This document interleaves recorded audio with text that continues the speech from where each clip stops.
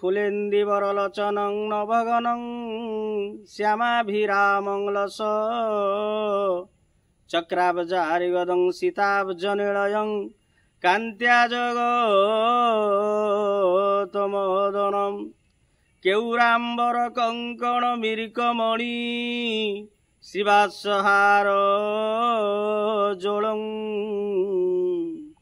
विश्वेशङ्कमला विलासनिलयं श्रीवासुदेव अहं भजे। सर्वप्रथमे इष्टमूर्ति ठाकुर श्री श्री शिशुअनंत महाप्रभु अभय चरणारविंदर शतकोटि भक्तिपूत प्रणाम निवेदन समर्पण करुअछि। प्रातस्मरणीय सद्गुरुदेव परमहंस पद्मश्री श्रीमद बाबलियांकर अभय चरणारविंदर शतकोटि भक्तिपूत प्रणाम निवेदन करुछि। आसंता काली एक पवित्र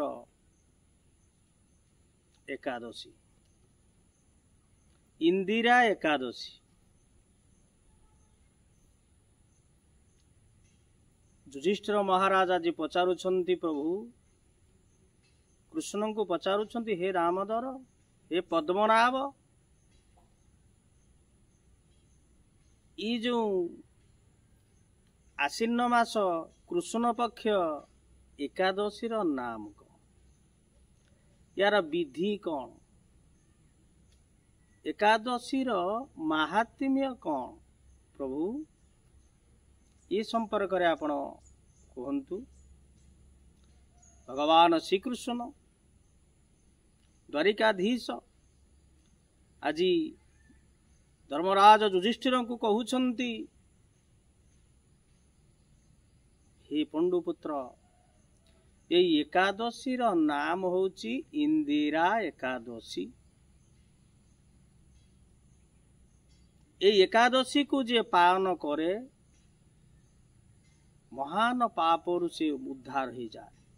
अर्ध जनी जनी भितर जो जंत्रणा तेणु से जनी भितर थाए जो जंत्रणा भोग करे अर्धा शरीर भी बाहर तो जो कष्ट बोध हुए तार से मध्य दुख पाई जाए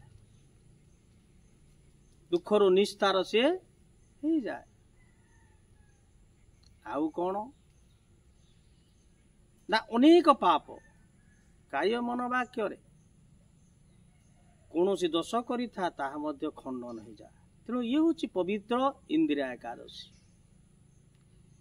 ये युधिष्ठिर महाराज सत्य जुगर कथा सत्य जुगर जने राजा थिले माहिष्मतीपुर रे राजा इंद्रसेन थिले बहु धार्मिक विष्णु भक्त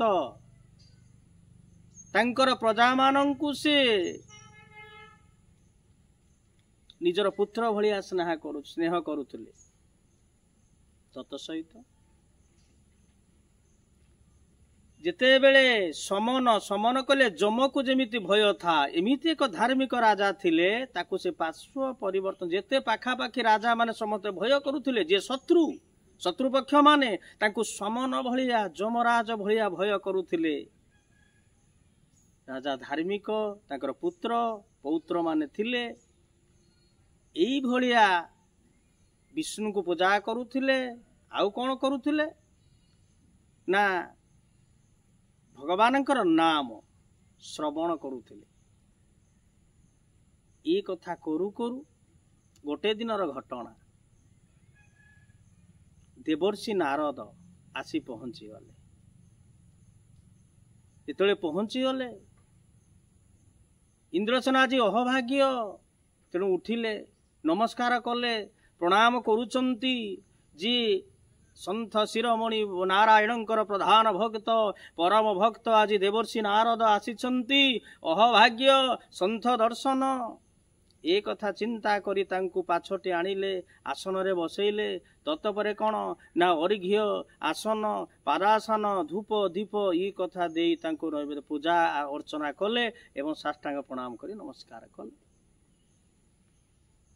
आज नारद खुशी ही गले आसन रे बसिले कहउचंती देवर्षि नारद कहियो इंद्रसेन राजा तुमर कौन धन दरकार ନା ବିଷ୍ଣୁଙ୍କର ପାଦ ପଦ୍ମରେ ମନ ଅଛି। ସେ କହିଲେ ଆଜ୍ଞା ମୁଁ ଆପଣଙ୍କର ଦୟାରୁ ଅହଭାଗ୍ୟରୁ ମୁଁ ବହୁତ ଖୁସି ହେଇଯାଇଛି। ଆପଣ ଆସିଛନ୍ତି, ମୁଁ ମୋର ଧନ ଧାନ୍ୟ କିଛି ଦରକାର ଆପଣଙ୍କ କୃପାରୁ ଆପଣଙ୍କ ଦୟାରୁ ଆଜି ମୁଁ ଧନ ଧାନ୍ୟ ଅନେକ ଅଛି, ପୁତ୍ର ପୌତ୍ର ମାନେ ଖୁସିରେ ରହିଛନ୍ତି, ପ୍ରଜା ମାନେ ଶାନ୍ତିରେ ରହିଛନ୍ତି, ତେଣୁ ମୁଁ ଖୁସି ଅଛି, ଧନ ଦୌଲତ ଆବଶ୍ୟକ ନାହିଁ, ମୁଁ ଖୁସିରେ ବହୁ ଦାନ ଦିଅନ୍ତି। ତତ ସହିତ କଣ କରନ୍ତି ନା ମୁଁ ବିଷ୍ଣୁଙ୍କର ପୂଜା କରନ୍ତି, ନାମ କରନ୍ତି। ତେଣୁ ତାଙ୍କୁ ଯେତେବେଳେ ଆତିଥ୍ୟ କରିଦେଲେ ସେଇ ସମୟରେ ମନେ ମନେ ଚିନ୍ତା କରୁଛନ୍ତି, ପ୍ରଭୁ କହୁଛନ୍ତି ଅହଭାଗ୍ୟ ଆମ ଶାସ୍ତ୍ର ଆଜି କହୁଛନ୍ତି ସେ ଭଗବାନଙ୍କୁ ପାଇବାକୁ ହେଲେ ସେ କହୁଛନ୍ତି ନା ଏ ଜୀବ ସାଧୁ ସଙ୍ଗ ବିନୁ ଲଭି ନ ପାରେ ମୋର ତନୁ। ଏ ଜୀବ ସାଧୁ ସଙ୍ଗ ବିନୁ ଲଭି ନ ପାରେ ମୋର ତନୁ। ଗୋବିନ୍ଦ ଗୋବିନ୍ଦ ଗୋବିନ୍ଦ ପଦୁ ଗଳୁଛି ମକରନ୍ଦ, ସେ ମକରନ୍ଦ ପାନ କରି ଆନନ୍ଦେ ବୋଲ ହରି ହରି, ବୋଲ ଆନନ୍ଦେ ହରି ହରି, হরি করিবে ভবু পারি। আনন্দে কবার হরি হরি বল। অহভাগ্য সাধুসঙ্ଗ বিନା ଭଗବାନଙ୍କୁ ମିଳିବା ବା ସହଜ ନୁହଁ। ତେଣୁ ଆପଣଙ୍କୁ ଆସିଛନ୍ତି, ମୋର ଭାଗ୍ୟ ବହୁତ ସୁନ୍ଦର, ଆପଣଙ୍କୁ ଦର୍ଶନ ମାତ୍ରେ ମୋ ସବୁ କିଛି ପାପ ବା ଯାହା କିଛି ଅଛି ଖଣ୍ଡନ ହେଇଯାଇଛି। ପରୋପକାରାୟ ସ୍ୱର୍ଗାୟ, ପରର ଉପକାର ପାଇଁ ଆପଣ ଭ୍ରମଣ କରନ୍ତି। ଆପଣ ଯେତେବେଳେ ଆଜି ଆମ ଘରକୁ ଆସିଛନ୍ତି କଣ ଅଛି, ମୋ ପାଇଁ କଣ ନିର୍ଦ୍ଦେଶ ଅଛି ବା କଣ ନିଶ୍ଚିତ ଭାବରେ କିଛି ଭଲ ପାଇଁ ଆପଣ ଆସିଛନ୍ତି କୁହନ୍ତୁ। ଖୁସି ହେଇଗଲେ ଦେବର୍ଷି ନାରଦ। ତାଙ୍କର ବାକ୍ୟ କଥା ଯୋଉ ବାର୍ତ୍ତା ଶ୍ରଦ୍ଧା ଭକ୍ତିରେ କହିଲେ ହରେ, କହିଲେ ହେ ଇନ୍ଦ୍ରସେନ, ଗୋଟେ ଦିନର ଘଟଣା ମୁଁ ଆଜି କଣ କରିଥିଲି ନା ବହୁତ ଆନନ୍ଦରେ ବୈକୁଣ୍ଠପୁରରୁ ବିଷ୍ଣୁପୁରରୁ ଆଜି କଣ କରୁଛନ୍ତି, ନାରାୟଣ ନାରାୟଣ ନାରାୟଣ କହି ଯେତେବେଳେ ଆସୁଛନ୍ତି, ଏହି ସମୟରେ ମୁଁ ଯାଉଛି କୋଉଠିକି, ଭଗବାନଙ୍କର ନାମ କରିକି ଆଜି ସମନପୁର। ସମନପୁର କହିଲେ ଯମରାଜ, ଯମଙ୍କ ଘର। ଯେତେବେଳେ ଯାଉଛନ୍ତି ଯେତେବେଳେ ପହଞ୍ଚି ଗଲେ, ଆଜି ଯମରାଜ କଣ କରୁଛନ୍ତି ନା ତାଙ୍କର ଯିଏ ଭକ୍ତ ଯୋଉ ଆଜି ପିତୃପୁରୁଷ ମାନେ ଯାଇଛନ୍ତି, ଯେ ଆଜି ଶ୍ରଦ୍ଧାରେ ସେ କଣ କରୁଛନ୍ତି ନା ସେ ସମନପୁର ଆଜି ଧର୍ମ କଥା ଆଲୋଚନା କରୁଛନ୍ତି। ଧାର୍ମିକ କଥା ଯେତେବେଳେ ଆଲୋଚନା କରୁଛନ୍ତି, ଯମରାଜ ଦେଖିଦେଲେ ଦେବର୍ଷି ନାରଦଙ୍କୁ, ସେ ଛିଡ଼ା ହେଇଗଲେ, କହିଲେ ଅହଭାଗ୍ୟ ଆଜି ସାଧୁ ଏକ ଭଗବାନଙ୍କର ପରମ ଭକ୍ତ, ସେ ଆଜି କଣ କରୁଛନ୍ତି ନା ସେ ଆଜି ପରମ ଭକ୍ତ ଆଜି କଣ କରୁଛନ୍ତି ନା ପହଞ୍ଚିଗଲେ। ତେଣୁ ଯେତେବେଳେ ପହଞ୍ଚି ଯାଇଛନ୍ତି, ଏ ସମୟରେ କଣ ହେଇଛନ୍ତି ନା ପହଞ୍ଚିଗଲା ପରେ କହିଲେ ଅହଭାଗ୍ୟ ନା ତୁମେ ତ ଧର୍ମ କଥା କହୁଛ, ଧର୍ମରାଜ ଆଜି ଯମରାଜ, ତେଣୁ କହିଲେ ଆମେ ଧର୍ମ କଥା କଣ କହିବା, ଆପଣ ତ ଭଗବାନଙ୍କର ପରମ ଭକ୍ତ, ଶ୍ରୀ ଗୀତା ଆଉ ଭାଗବତ କଥା ଏ କଥାକୁ ଶୁଣିକି ଯୋଉ ଆପଣମାନେ ଭଜନ କରୁଛନ୍ତି, ଯେ ଆଠୁ ଆଉ କଣ ବଡ ଜିନିଷ ଅଛି, ବଡ କଥା ଅଛି, ଆପଣ ପ୍ରଚାର କରୁଛନ୍ତି। ଖୁସି ହେଇଗଲେ, ଆସନ ଦେଲେ। ତତ୍ପରେ ଯମରାଜଙ୍କ ପାଖରେ ଆଜି ବସିଥିଲେ ସେ ଇନ୍ଦ୍ରସେନଙ୍କର ପିତା। କହିଲେ ହଇଓ ଇନ୍ଦ୍ରସେନ, ତୁମର ପିତା ସେଠି ବସିଛନ୍ତି। ବସିଲା ପରେ ଏ ଧର୍ମ କଥା ପୂର୍ବ ଜନ୍ମରେ କିଛି ଧାର୍ମିକ କାମ କରୁଥିବାରୁ ଯମପୁରରେ ରହି ସେ ସେଇ ଯମଙ୍କ କଥା ଶୁଣୁଥିଲେ। ଏହି ସମୟରେ କଣ ହେଇଛନ୍ତି ନା ସେ କହୁଛନ୍ତି ଆଜି ଦେବର୍ଷି ନାରଦକୁ, କହିଲେ ଆଜ୍ଞା ମୋର ପୁତ୍ର ଇନ୍ଦ୍ରସେନକୁ ଆଜି କହିବ ମୁଁ ଏ ଯମପୁରରେ ଅଛି, ମୁଁ କେମିତି ବୈକୁଣ୍ଠପୁରକୁ ଯିବି, ତେଣୁ ତୁମେ ଇନ୍ଦିରା ବ୍ରତର ଫଳ ମତେ ପ୍ରଦାନ କର, ଏଇ କଥାଟି ତୁମେ ମୋ ପୁଅକୁ କହିବ। ଦେବର୍ଷି ନାରଦ କହିଲେ ମୁଁ ଏମିତି ଯାଉ ଯାଉ ତୁମ ପିତା କହିଲେ ନା, ସେଇଠୁ ଆଜି ଇନ୍ଦ୍ରସେନ କହୁଛନ୍ତି ଆଜ୍ଞା ସେ ଇନ୍ଦିରା ବ୍ରତ କଣ, ଇନ୍ଦିରା ବ୍ରତଟା କେମିତି, ତାର ବିଧି କଣ, ନିୟମ କଣ, ମାହାତ୍ମ୍ୟ କଣ। ଯେତେବେଳେ ଏ କଥା କହିଛନ୍ତି, ଆଜି କଣ କରୁଛନ୍ତି ଦେବର୍ଷି ନାରଦ କହୁଛନ୍ତି। ଦେବର୍ଷି ନାରଦ କହିଲେ ହରିଓ ରାଜା ଇନ୍ଦ୍ରସେନ ଦଶମୀ ଦିନ ଆଜି କ'ଣ କରିବେ ନା ଏକବାର କରିବେ, ହବିଷ ଅନ୍ନ କରିବେ, ସ୍ନାନ କରିବେ, ହବିଷ ଅନ୍ନ କରିବେ।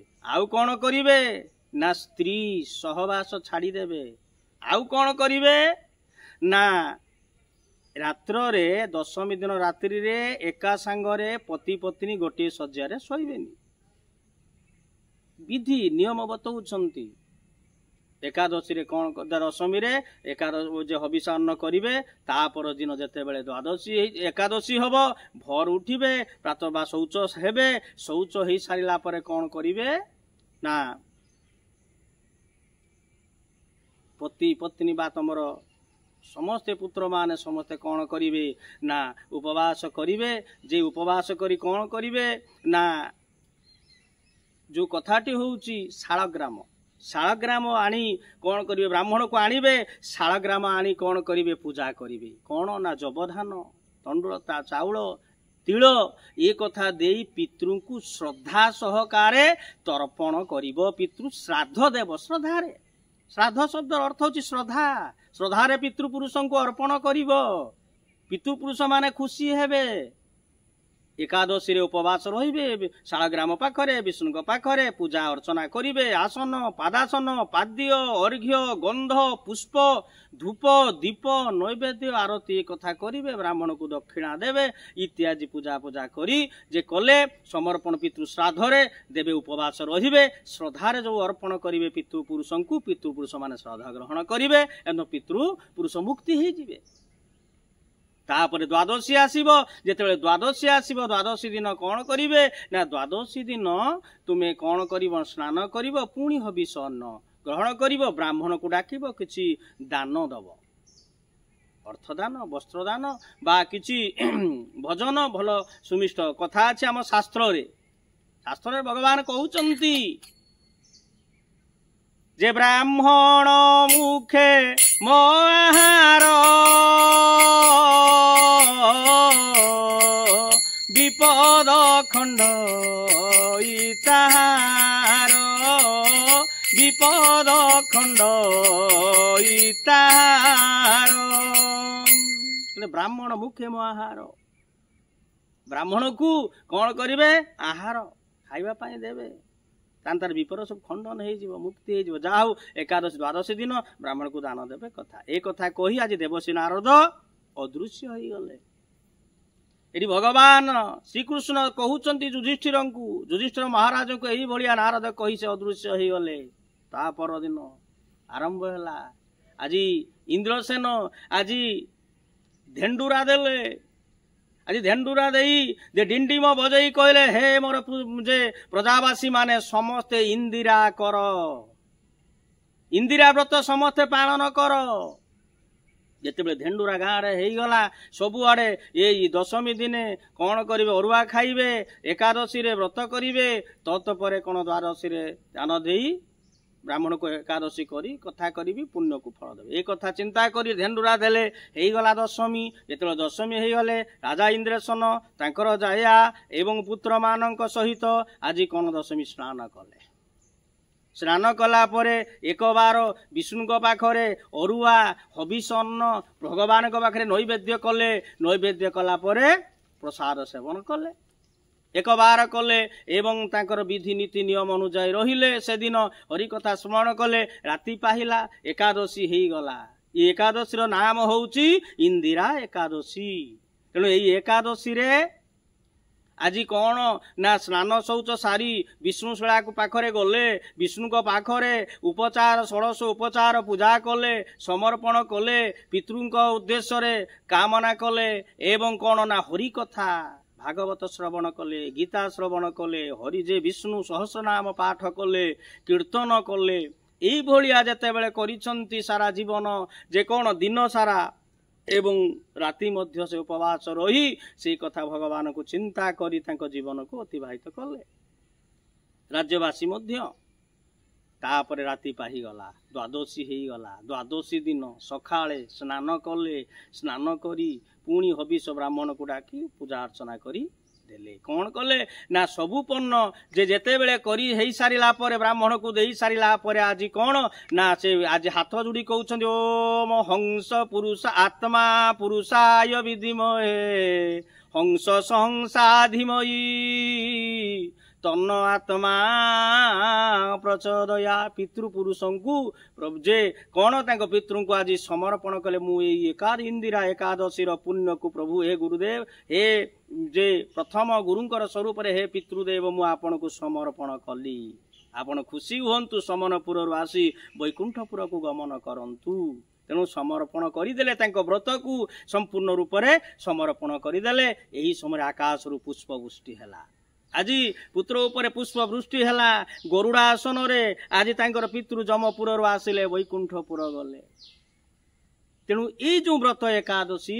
ଇନ୍ଦିରା ଏକାଦଶୀ କଲେ ପିତୃପୁରୁଷଙ୍କୁ ଶ୍ରାଦ୍ଧ ଦେଲେ ତେଣୁ ଆମର ଯେଉଁ ପିତୃପୁରୁଷ ମାନେ କୌଣସି କାରଣବଶତରୁ ଯେ ତାଙ୍କର ଯେ ଆତ୍ମା ଯଦି ପବିତ୍ର ହୋଇନଥାଏ ତାହେଲେ ଏଇ ଇନ୍ଦିରା ଏକାଦଶୀ ପାଳନ କଲେ ସେ ତାଙ୍କର ସମ୍ପୂର୍ଣ୍ଣ ରୂପେ ଆତ୍ମା ସଦ୍ଗତି ହେଇଯାଏ ବୈକୁଣ୍ଠପୁର ଯାଏ କଥାଟି ଏଠି ରଖିବା ନାମ କରି ଗୋବିନ୍ଦ ଜୟ ଜୟ ଗୋପାଳ ଜୟ ଜୟ ଗୋବିନ୍ଦ ଜୟ ଜୟ ଗୋପାଳ ଜୟ ଜୟ ରାଧାରମଣ ହରି ଗୋବିନ୍ଦ ଜୟ ଜୟ ରାଧାରମଣ ହରି ଗୋବିନ୍ଦ ଜୟ ଜୟ ଗୋବିନ୍ଦ ଜୟ ଜୟ ଗୋପାଳ ଜୟ ଜୟ ରାଧାରମଣ ହରି গোবিন্দ জয় জয় গোবিন্দ জয় জয় গোপাল জয় জয় রাধারমণ হরি গোবিন্দ জয় জয়